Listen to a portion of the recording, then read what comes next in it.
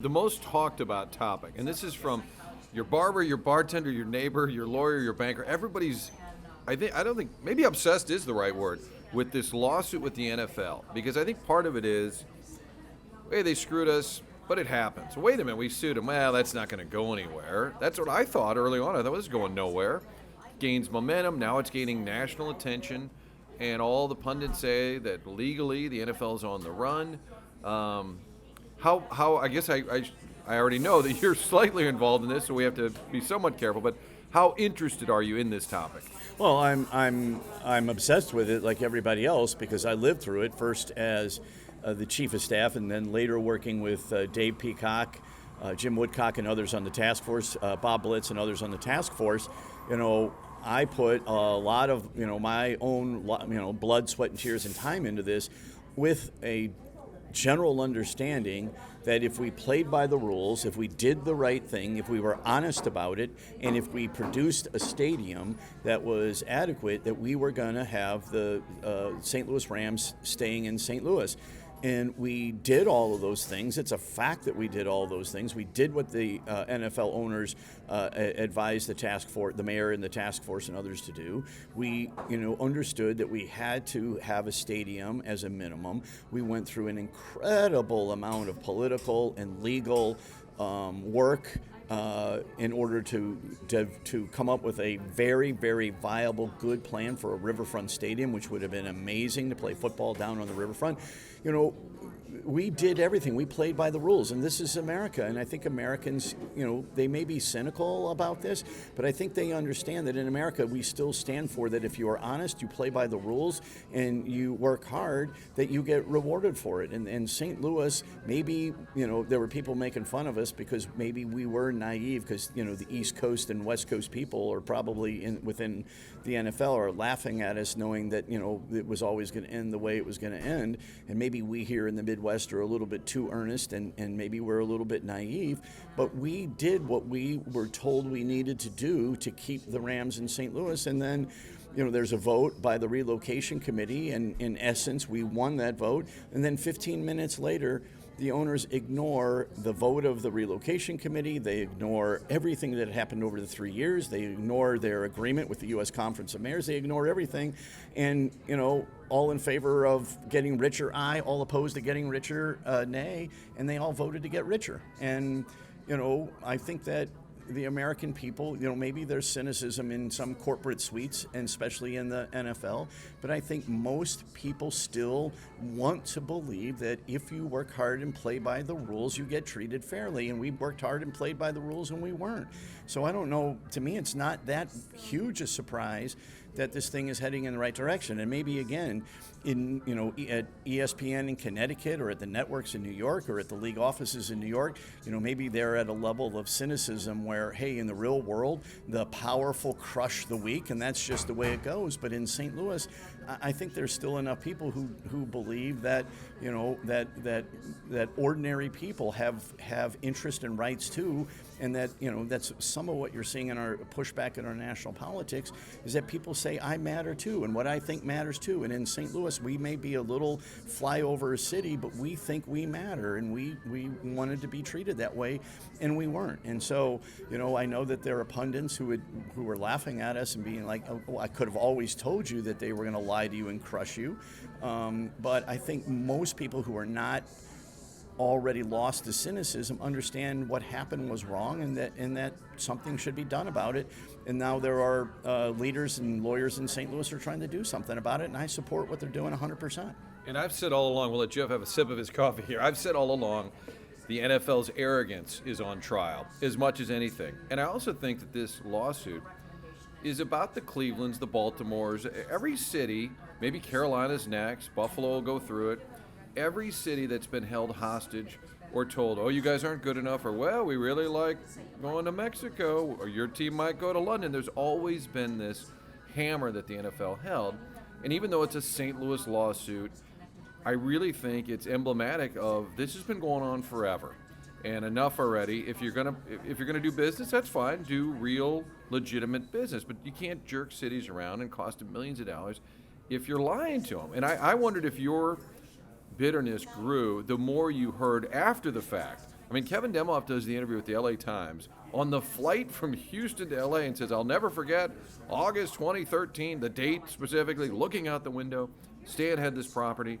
I mean, I think that opened the door in some sense, but also I think in the time since they left, the bitterness grew because we learned more about how deceitful it was. Well, and I think that's why a lot of people would like to see this go to trial. I think a lot of people would like to see the emails. They'd like to see the emails from the RAMS. They'd like to see emails from the front office. But, this is not unlike why a lot of people are pushing back against Wall Street or pushing back against Washington.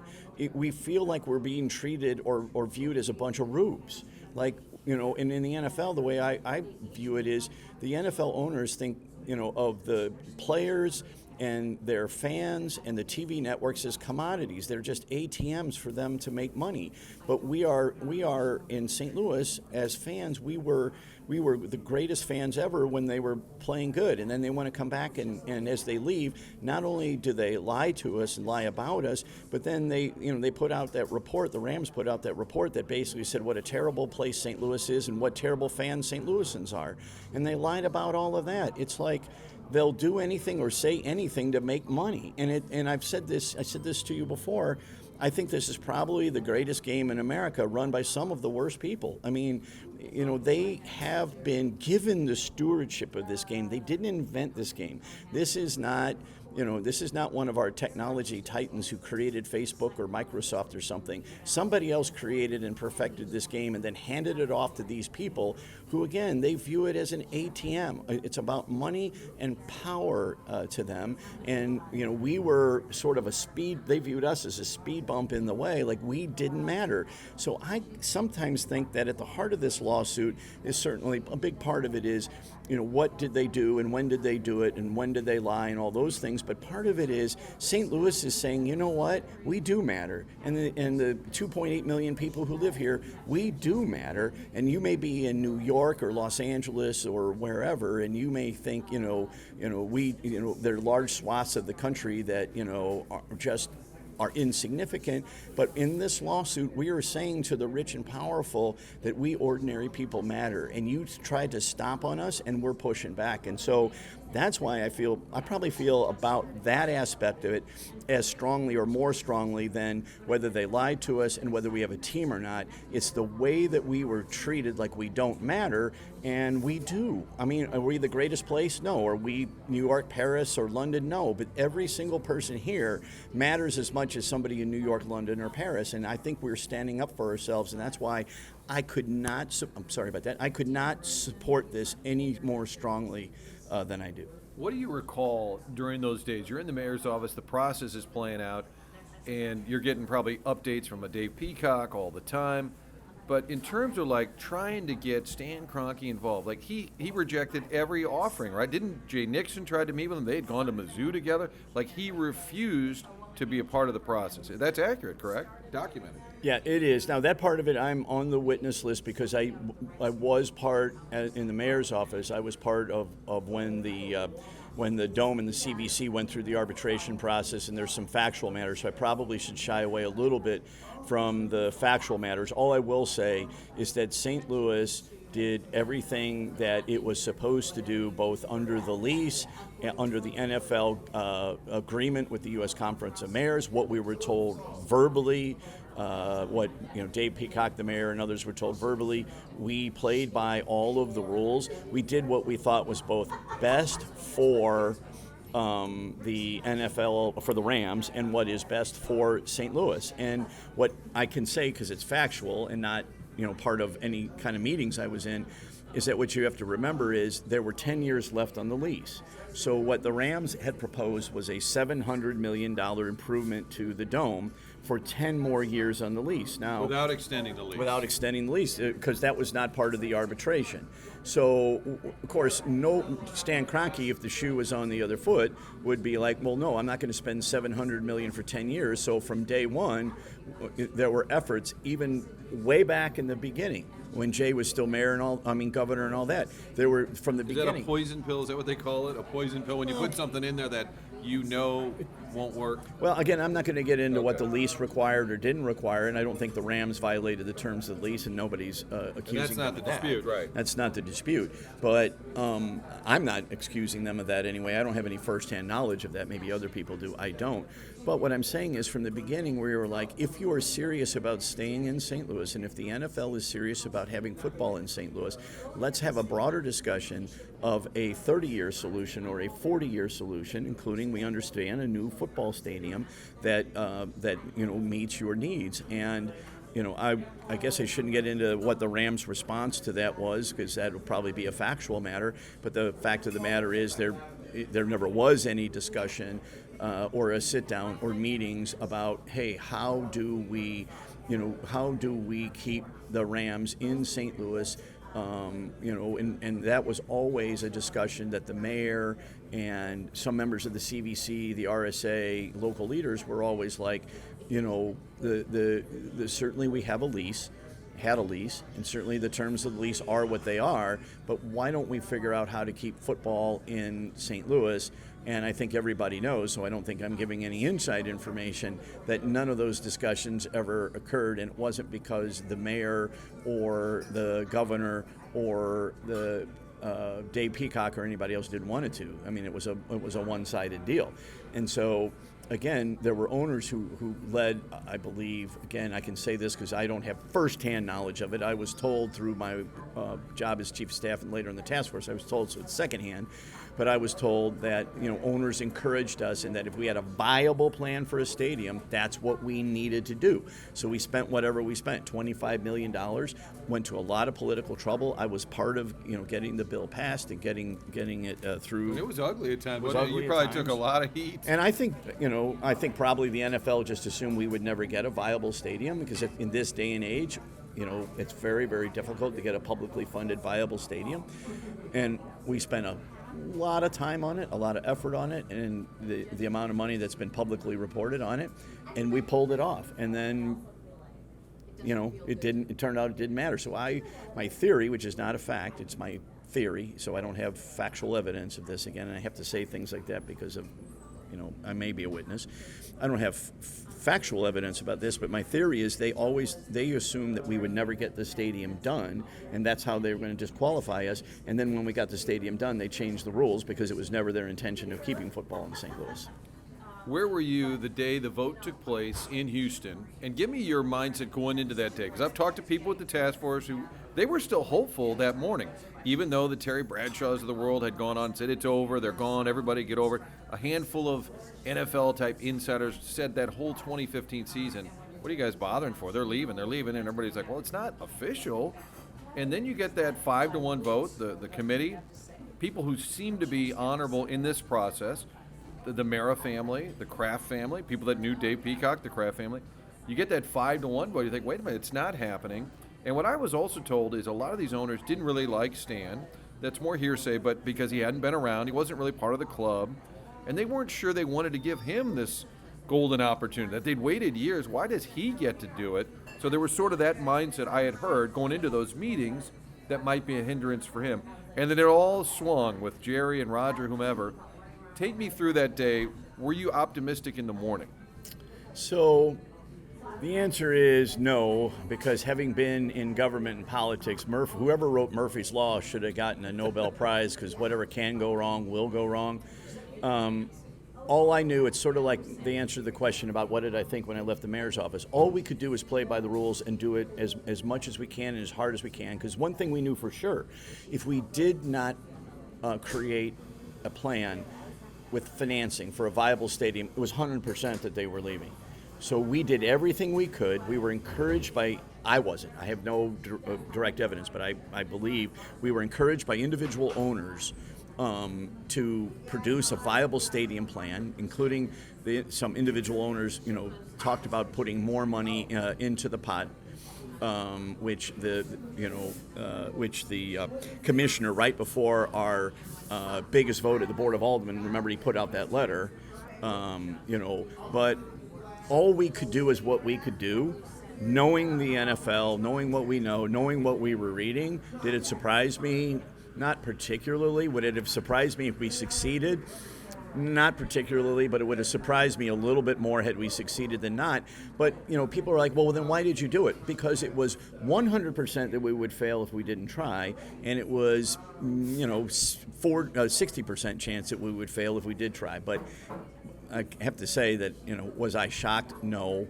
Was I surprised? Not really, but I would only have been mildly surprised if we succeeded. I probably, at the time, told people there was a 40% chance we would succeed.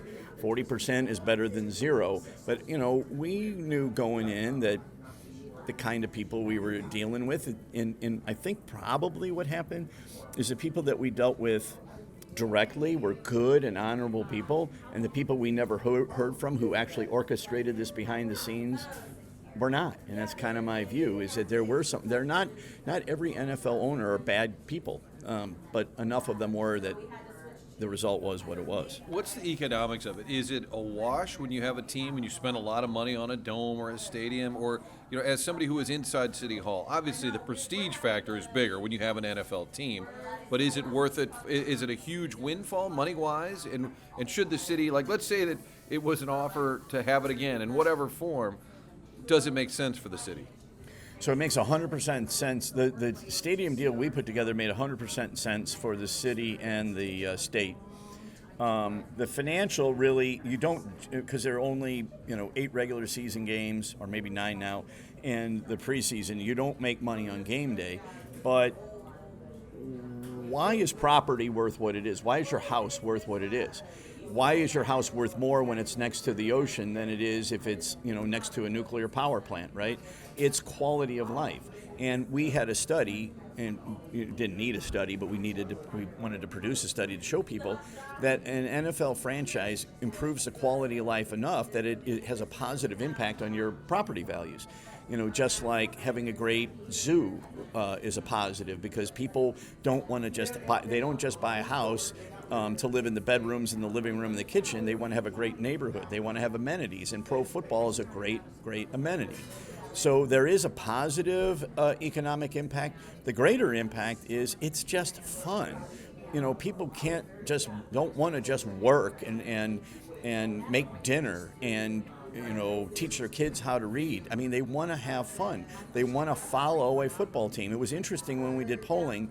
Unfortunately, a lot of our African-American citizens can't afford to go to the games, but in the polling, they were stronger supporters of keeping the Rams here than other people were, because they love football and they love watching the team, following the team, and watching it on TV. So even if you can't afford to go to a game, having a team is a fun thing to do on a Sunday, and after they win or lose, it's a fun thing to talk about on a Monday. And so there are some highfalutin people who think that we should only have libraries and art museums and things like that, and we do need to have things like that. But we also need to have football teams and baseball teams and hockey teams, and we need to have facilities for our kids to play sports. Sports. My friend Demetrius Johnson also brings up another issue, which is a good one, and I think he's talked me into it, and that is sports can galvanize a community. People who are Republicans and love Trump and are Democrats and love AOC can come together over sports. It can bring us together as individuals, whether it's in a bar talking about it or whether it's at a rally or a game or wherever. Sports can galvanize a community when the teams like the Cardinals and the Blues right now do it right. Think about how we were galvanized over hockey, and there were people who've never been to a hockey game who are really super excited about it, how we're galvanized when the Cardinals win. When you have franchises that are embedded in their communities like the Cardinals are and like the Blues are, they can really be fun, a uniting force. They can generate revenue, yeah, but to me, the revenue is like the icing on the cake. Yes, there are net positives revenue-wise, but it's really the amenity and the uniting factor. And in this day and age, when we're divided over everything, having something, even if it's sports, having something that can unite us when we're divided on so many other things is a net positive. So I think that football, it's a little bit hard to say do it only because of let's only let the economists decide if it's a good thing, because I don't think people live by money alone. There's a lot more to life than just money, and I think being a big sports fan, I think sports is a lot more than just dollars and cents, and that's how I look at it. And you might have some younger people who graduate who are more inclined, maybe some smart people come here because they love the NFL, they love football, they may be more inclined to live here. Corporations might be more inclined to stay here or move here and do business because they like the NFL. There are these sort of ancillary effect that you can't always document. That's what's hard to document. If you were chief of staff now and they said to the mayor, hey, we'll give you a team, let's work it all out, it sounds like there's a lot to be worked out, and I'm not even saying this is on the table, but it sounds like you would at least be in favor of it, whereas some people have said screw them for life. And I think Mayor Slay even, didn't he have a comment right after, like to hell with them or something? But what would you advise now? So What did he say? Did he say the hell with them? I don't remember what he said, but whatever we said, I'm sure was in the heat of the moment. Listen, I think it's for the region to decide. I'm pretty bitter about it, but I still watch. I still watch games on a Sunday. I root for how many teams are in the league now? 32. I root for 31 teams. Whoever's playing the Rams on Sunday is a team that I root for. So I still watch football. So it's really a decision for the region to make. But let's just say they decided to do it. I don't think it's possible. I don't think the NFL is going to give us a franchise, but I'll play along on the discussion. Let's say the NFL decided to give us a franchise as the to settle all claims. I think there's almost no chance. I agree with you on this. I think it's fun to talk about. But it's fun to talk about. So if that happened and I was the chief of staff, because remember the plaintiffs are the RSA, the city and the county, I would in essence do an RFP for an owner, right? And the owner gets to take on the franchise. You get to own the franchise. Now, there may be some ancillaries like you've got to pay 20% of the profits into the public till. But the main thing I would do in the RFP is you have to show that you can assemble, buy the land, and build a stadium with zero government money in it. So you have to build a viable football stadium to hold the team, and that's going to be your investment. So if I'm finance it yourself, right? Yeah, you have to no public money. So I don't know, what would a franchise sell for today? I'd say $2.5 billion. Okay, maybe. so $2.5 billion. What a bargain! Because you could probably build a stadium for $1.5 billion. So I'm somebody who wants to own a football team, and instead of paying $2.5 billion for the football team, I spend $1.5 billion to build a new stadium, and I give the public 20% ownership stake or something like that. I mean, that's what I would do. I don't think it's possible. I don't think the NFL will do it, but don't you think part of it is that's how I would do it if I was chief of staff. Don't you think part of it is they don't want to do business with? I mean, at this point, they're losing millions of dollars just in the legal fees before you even go to trial potentially. Could you really sit down in that room and say, all right, let's do business with St. Louis? Don't you think that's a factor, that they just don't want to at this point? Well, you asked before, do we want to do business with them? And there are a lot of people who would say, no, why would we ever trust them? And I would think the same thing on their end. I don't think it's possible. I think they like the number of teams they have right now. I think they like the balance. If they think their claims are $1 billion, giving us an asset worth $2.5 billion doesn't make sense either. I've never been involved. I've never sued anybody, and nobody's ever sued me. But I'd imagine, to your point, if I sued somebody, I should expect them to hate my guts. And if I get sued, I'm probably going to hate their guts. So I don't see it happening. But I have zero insight into whether it could or couldn't. I have no direct knowledge of it or anything like that. But I mean, just as an observer who reads the paper and pays attention to things, it doesn't seem likely to me. Do you hope to be called? Would you like to be part of this, be a witness? Would you like to be part of this trial? I probably shouldn't answer that question, but I would be on the plaintiff side, so obviously I would. I can't really get into what I know or don't know or what my role would be or wouldn't be, but I will tell you that if I could make a contribution equal to 1/1000th of 1% to St. Louis being successful in this thing, I would like to be a part of that. The bottom line is I know what I know and I experience what I experience, and litigation is really not about opinion. It's about facts and those sorts of things, and I'm not sure I know enough to be a contributor. The lawyers will have to figure all that out, but I would love to be able to contribute to making St. Louis better, and I'd love to be able to contribute even a little bit to St. Louis getting justice in this case. If it doesn't happen, I'm okay with that. There are some great people led by Jay Nixon, Francis Slay, and Dave Peacock, who led this thing and are, they're our heroes in this thing. And, and I hope they according to the newspapers, we're doing well so far, and I hope it continues. All right, last one. Since you worked in government, you know how it is run. What would you say to the cynics who say, okay, if we get a settlement, if we get a check for whatever that number is, oh, the city, the county, they're just going to waste that money anyway. Can it make a difference? Can it actually, let's say it was a big number, a settlement, do you think it will be well used? I do. So think about the convention center plan right now. It's kind of a half-hearted plan. Almost nobody really believes it's going to turn us into keep us a first-class convention city. Secondly, the RSA, I think, has money to fund the dome, fund the upkeep of the dome for maybe another 5 or 6 years. After 5 or 6 years, on our current path, there will be no money to either keep the dome up as a viable place to hold events or enough money to tear it down and replace it with something. So if it were me, I would be focusing this on creating maybe not a world-class, but a national-class convention center district in downtown St. Louis, and either taking care of the dome to keep it a good place for events or tearing it down and expanding the convention center. But that's where I would focus it on is, we use this money to build a dome stadium with the idea that it would also contribute to St. Louis is a great place to hold conventions, and it's done that. But, we don't have a plan and we don't have the money to keep that going, so I think that would be a great place to invest it is in our hospitality industry. By way of full disclosure, we are at the Caldies in Clayton. I feel like I'm a power broker now. I'm in Clayton, I'm at the Caldies, I'm with a political insider here. We used to have you on the radio all the time when I had regular segments, and I feel like during the RAMS relocation talk we were always visiting, but it's been a while. Let's just catch up. How is business? What are you doing these days?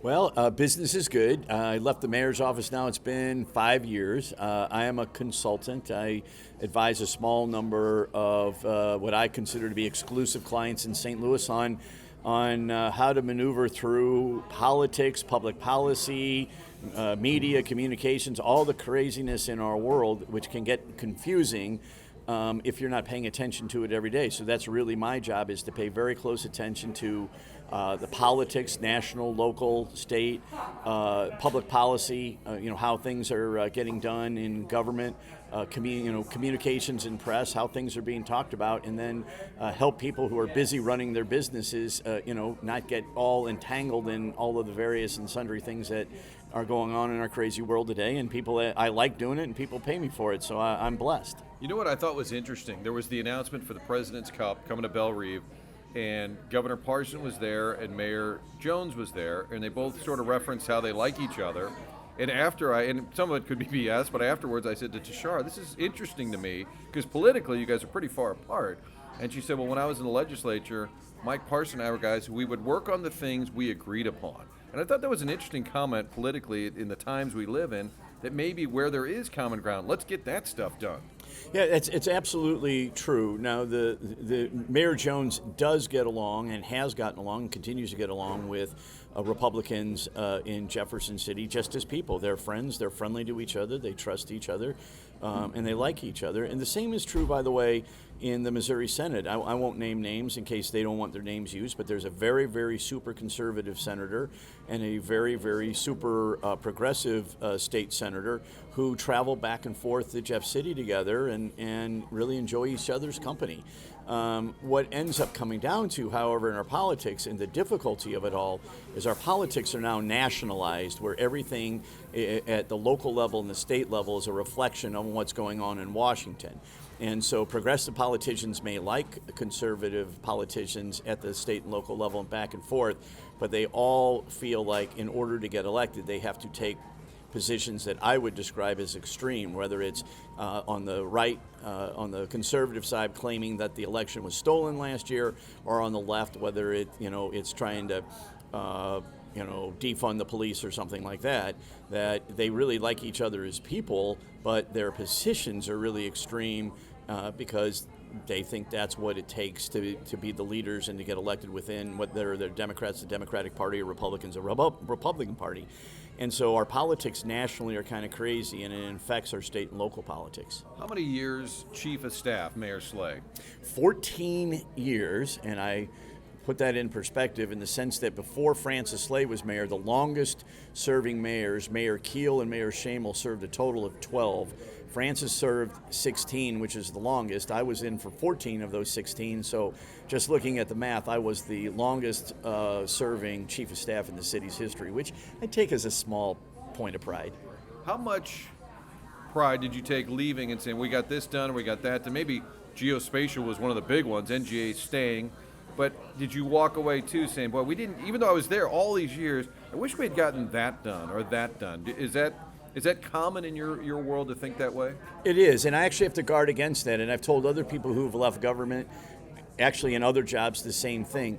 I really actually don't think as much about the individual things that we accomplished or even the overall things we accomplished as far as making the city a better place, as much as I take pride in the fact that every day for 14 years I tried as hard as I could and I gave it my all. You know, you probably hear that a lot in sports, especially teams that lose, that, hey, if you tried as hard as you possibly could and you left it all out there on the field, they really couldn't do anything else. So yes, you know, we left the city, I think, in a much better place it was than when we got there, but it was hardly Shangri-La when we left, and there were still many challenges. But you know, all you can do in life, all you can do in your professional life, is do the very, very best you can, and know that you were honest about it, you worked hard, you earned your pay, and you made individual personal sacrifices to do your job better. And I did all of those things, and that's really what I feel best about versus what we accomplished or didn't accomplish. Having said that, there are lots of things we did not accomplish. I mean, crime was down after we left office, but it was still a problem. The city and the county and all the fragmentation still existed. Our charter is still antiquated.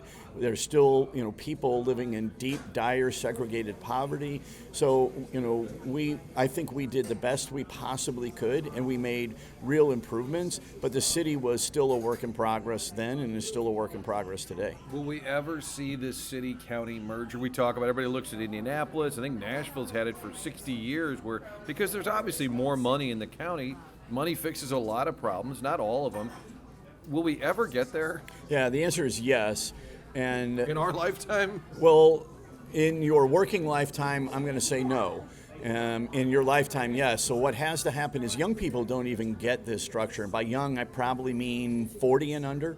But our generation, particularly my generation, is used to doing it this way, is suspicious of changes, suspicious, seeing some things that probably rightly make them, if they're city residents, suspicious of the county, and county residents suspicious of the city. And people my age and maybe a little younger are hung up on our own history, and the younger people, again 40 and under, don't have that history. Knowing history sometimes is of great benefit, and sometimes knowing history is a terrible thing. And knowing what we know, the people who are governing our region right now, people of my generation largely, there's just too much history, and I think there's too much baggage for it to happen. Having said that, I think that younger people don't have that baggage, don't have the racial hang-ups that older people do, and see things a lot differently. And so I think as people who today are 40 to 45 and even younger, as they become the mayor, the county executive, as they end up leading the business community and leading individual businesses, and as they become the media people, I think they're going to wake up one day and go, we don't even understand why we're still stuck with a structure that was created in 1876 or a city structure that was created in the 1930s, and it's going to change. But there'll be a lot of resistance from people in our generation, and until we're all retired and it's somebody else's turn, I think it'll be difficult.